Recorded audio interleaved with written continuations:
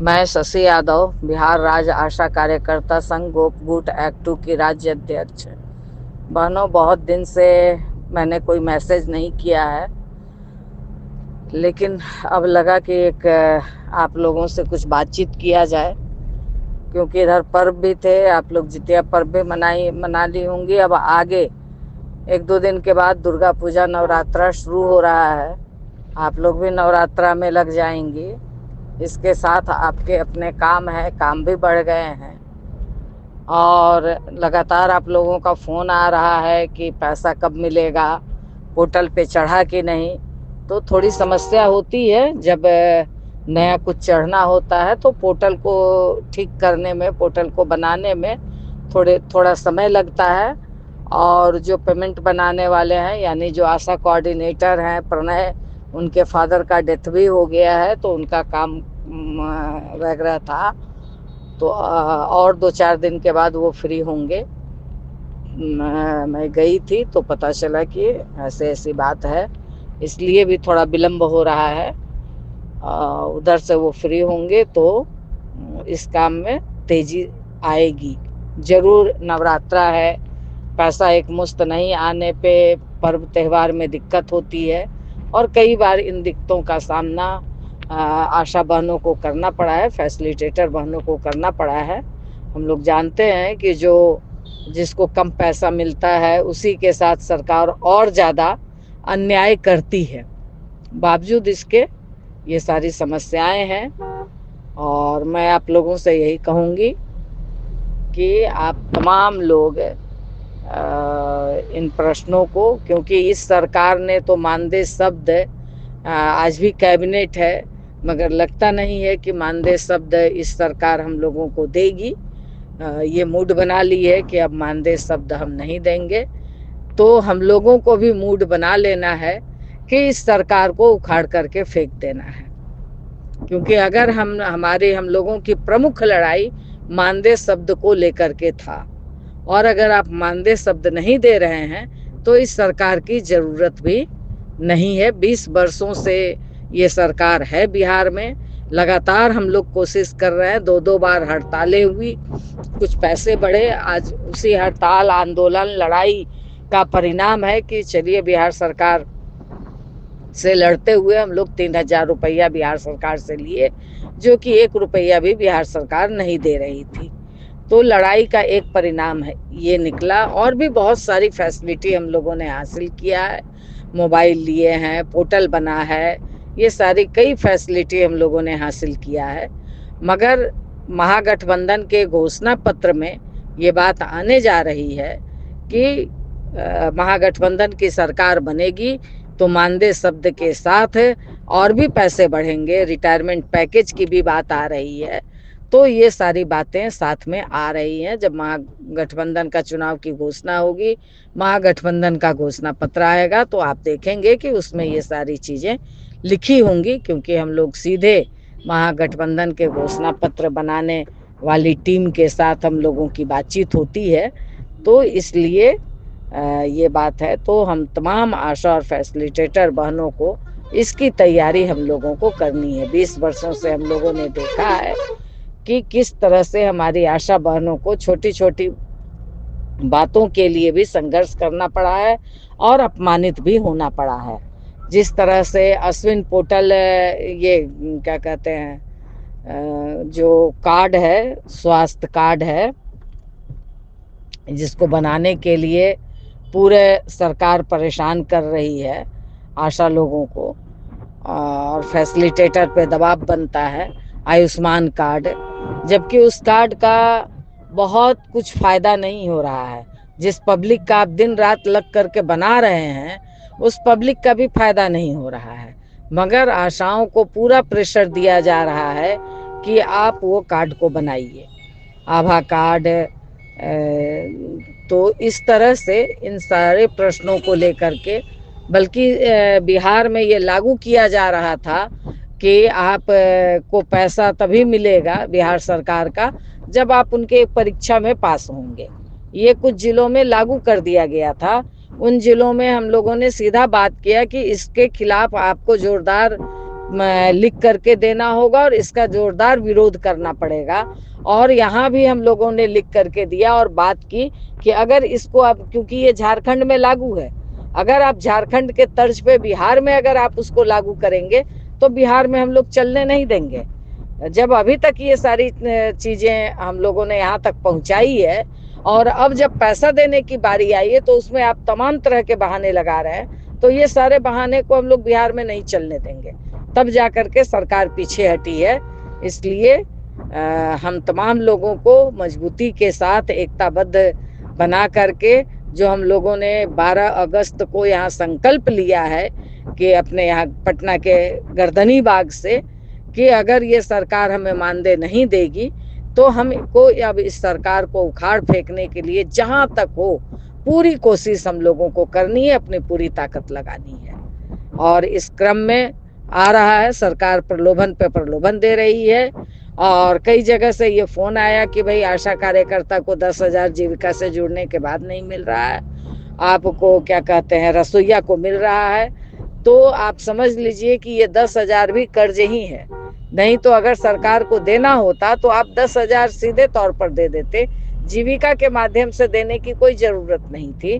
तो आज आपको वो जीविका के माध्यम से जब दे रहा है तो वो आगे चल करके कर्ज के रूप में सरकार वसूलेगी, क्योंकि अभी चुनाव का समय है कि बिहार सरकार डामाडोल हो रही है, चौतरफा उस पर हमले बढ़ रहे हैं, तमाम तरह के सर्वे इस बात को बता रहे हैं।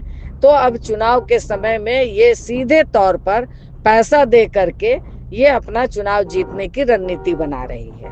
तभी आप देखिएगा कि जो निर्माण मजदूर हैं उनके लिए पैसा मुंह खोल रही हैं, जो बेरोजगार नौजवान हैं उनको दे रही है। भाई इतने दिनों से आप कहाँ थे?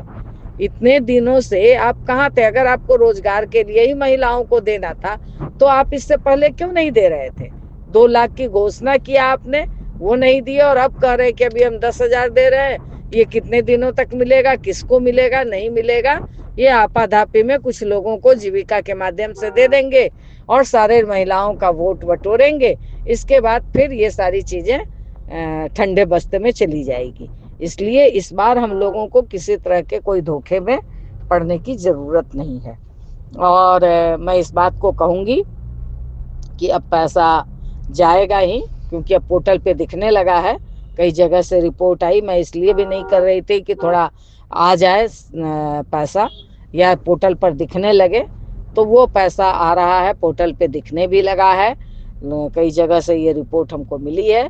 तो आप लोग नवरात्रा मनाइए और नवरात्रा के बाद तमाम हमारी जिला नेतृत्व और प्रखंड के नेतृत्वकारी साथी अपने अपने पीएससी में बैठक करके दीपावली से पहले तमाम पीएससी में आप लोग बैठक कर लीजिए और उसमें जिला नेतृत्व भी जाएं। जहां जिला नेतृत्व नहीं संभव नहीं जा पाती हैं तो अपने प्रखंड में प्रखंड नेतृत्व उस बैठक को करें। और जो जिला और जो प्रखंड अपना सदस्यता राशि नहीं जमा किया है वो लोग सदस्यता राशि जमा करें, क्योंकि अब मान लीजिए कि ये सितंबर का महीना तो आपका पूजा में चला जाएगा। अक्टूबर में अगर आप नहीं करेंगे जमा तो फिर उसके बाद चुनाव आ जाएगा, चुनाव में सब लोग व्यस्त हो जाएंगे, तो उसमें बहुत ज़्यादा मीटिंग सिटिंग भी आप अपने यूनियन का नहीं कर सकती हैं। तो ऐसी स्थिति में आप तमाम लोगों से मैं अपील करूंगी कि सदस्यता आप लोग जमा करें। सदस्यता के बल पे ही आपका संगठन चलता है। और जहां भी किताब गया है, आशा का बुकलेट गया है, उसका भी पैसा आप लोग जमा करें। बहुत लोग इस बुकलेट को नहीं ले रही हैं, 50 रुपया मात्र उसकी कीमत है और ये आपके इतिहास उसमें दर्ज हैं। तो आप लोग बहुत ज़्यादा खर्च कर देती हैं, मगर सदस्यता के लिए आप लोगों को बहुत दिक्कत होने लगती है। 200-300 रुपया सदस्यता में देने में आप लोगों को बहुत हिचक होने लगती है। 50 रुपया का किताब खरीदने में हिचक हो जाती है, जबकि यूनियन के बदौलत, यूनियन के संघर्ष के बदौलत बहुत कुछ आप लोगों ने हासिल किया है। अगर आपका यूनियन मजबूत नहीं रहेगा, अगर आपका संगठन मजबूत नहीं रहेगा तो कुछ भी हासिल नहीं होगा। इसलिए संगठन को मजबूत कीजिए और संगठन के मजबूती में सदस्यता बहुत बड़ा काम करता है। उसके बिना संगठन और यूनियन मजबूत नहीं होता है। इसलिए फिर मैं अंत में अपील करूंगी कि हमारा जिला, और ऐसी बात भी नहीं है कि हमारी आशा बहनें नहीं देना चाहती, आशा बहनें देना चाहती, मगर उसको संगठित तौर पर लेने में हमारे नेतृत्व ही पीछे रह जाता है। इसलिए सदस्यता जरूर लोग करें और अपने पीएससी की बैठक करके लोगों को एकजुट करके फिर से एक बार संगठन को रिन्यूअल करें। और अंत में मैं इस बात को कहना चाहूंगी कि जहां कहीं भी चुनाव की ड्यूटी लगाई जाती है आप लोगों को, तो उसका लेटर आप जरूर लीजिए। कहिए कि अगर आप हमें चुनाव ड्यूटी में लगा रहे हैं तो या तो सामूहिक तौर पर या व्यक्तिगत तौर पर आप मुझे वो लेटर दीजिए, क्योंकि वही उसी लेटर के आधार पर पेमेंट होता है। इसलिए इस बात को साफ तौर पर कहिए कि हम चुनाव ड्यूटी से मुकर नहीं रहे हैं, मगर चुनाव ड्यूटी के लिए मुझे लेटर चाहिए, तभी उसको आधार बना करके चुनाव ड्यूटी का पैसा हम लोग लड़ करके लेंगे। तो ये फिर हमने चुनाव आयोग को एक पहले भी लेटर दिया है, एक बार फिर हम लोग चुनाव आयोग को लेटर देने जा रहे हैं कि आप किसी भी स्कीम वर्कर, आशा हो, आंगनबाड़ी, बाकी लोगों को तो कुछ आप देते हैं, मगर आशा कार्यकर्ता को आप कुछ भी नहीं देते। इसलिए उसका पैसा आप निर्धारित कीजिए या उसका पैसा देने का आप वादा कीजिए, तभी आप उनको चुनाव ड्यूटी में लगाइए। इसके लिए वो लोग मांगते हैं कि उसका लेटर दीजिए, तो वो लेटर आप अपने पास रखिए और उस लेटर को जरूरत होगा तो आप जेरॉक्स कॉपी हम लोगों को भेजिएगा। और इसके साथ ही जो रिटायरमेंट के लिए, क्योंकि केंद्र सरकार से हम लोग ये मांग कर रहे हैं, केंद्र में सांसदों ने, भाकपा माले के सांसदों ने उठाया है, दूसरे सांसद भी इस बात को उठाए हैं, तो कमेटी ने पारित किया है, मगर सरकार उसको नहीं मान रही है। तो इस पर भी हम लोग दबाव बना रहे हैं कि केंद्र का पैसा बढ़े और रिटायरमेंट पैकेज, केंद्र से भी हम लोग मांग कर रहे हैं कि केंद्र रिटायरमेंट पैकेज का प्रावधान बनाए। तो इसके लिए हम बिहार को यहाँ जमा अगर करेंगे, राज्य स्वास्थ्य समिति को अगर हम जमा करेंगे या केंद्र को भी हम जमा करेंगे, तो कम से कम 100 रिटायरमेंट आशा या फैसिलिटेटर का आवेदन हमारे पास होना चाहिए। हमने आपको वो आवेदन पहले भेजा था, अगर अभी मैं फिर से उस आवेदन को भेज देती हूँ। उस आवेदन को भर करके आप हमारे व्हाट्सएप पर भेज दीजिए और एक कॉल कर दीजिए कि हमने वो आवेदन भेज दिया है, तो आप उसको भेजिए और उसको हम निकाल करके सरकार को बतौर प्रूफ रखेंगे कि इतनी हमारी आशा और फैसिलिटेटर रिटायर कर गई हैं, आपने उनको 1 रुपया नहीं दिया है। अब आप जो भी पहले भी जो रिटायर की हैं जोड़ करके उनको पैसा देना है। इसलिए कम से कम 100 आवेदन रहेगा तभी तो एक बात करने में दम होता है। तो आप इन तमाम, फिर से मैं अपील करती हूँ आपसे कि वो आवेदन को आप भेजिए और इस मैसेज को एक एक आशा और फैसिलिटेटर तक प्रचारित और प्रसारित कर दीजिए। इसी बात के साथ इनकलाब जिंदाबाद।